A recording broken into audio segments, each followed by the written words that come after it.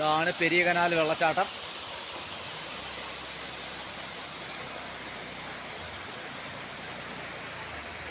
ഇങ്ങനെ പല വഴിക്കാണ് ഒഴുകി വരുന്നത്.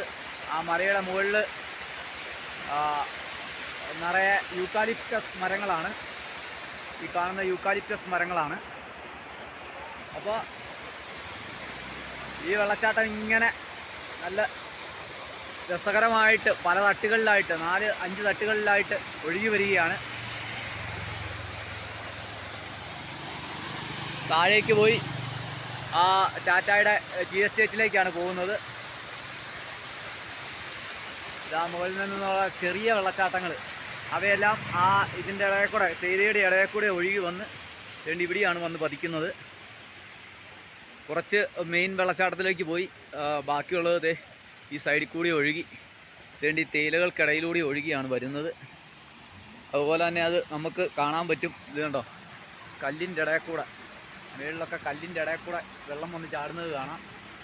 അതിൻ്റെ മുകളിലാണ് തേയില നിൽക്കുന്നത്.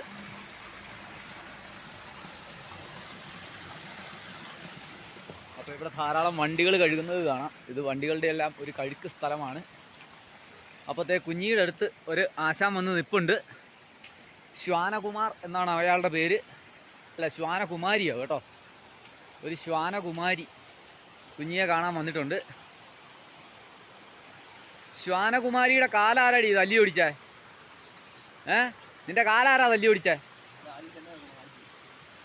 ഇങ്ങ് വാ, ഇങ്ങ് വാ, വാ വാ, ബിസ്ക്കറ്റ് തരാം, ബിസ്ക്കറ്റ് തരാം, ഇങ്ങ് വാ. കുഞ്ഞി മിണ്ടായിരുന്നേ, നിനക്ക് ബിസ്ക്കറ്റ് തരാം. അടി, നീ ഇങ്ങ് വാ. കുഞ്ഞി അങ്ങനെ പലതും കാണിക്കും, അതൊന്നും നമ്മൾ മൈൻഡ് ചെയ്യണ്ട. നിനക്ക് ബിസ്ക്കറ്റ് വന്നിട്ടേ ഞങ്ങൾ പോകത്തുള്ളൂ. കുഞ്ഞിക്ക് അങ്ങനെ ഒരു സ്വഭാവമുണ്ട്. ആര് വന്നാലും ശത്രുക്കളാണ്. ഇങ്ങ് വാടി.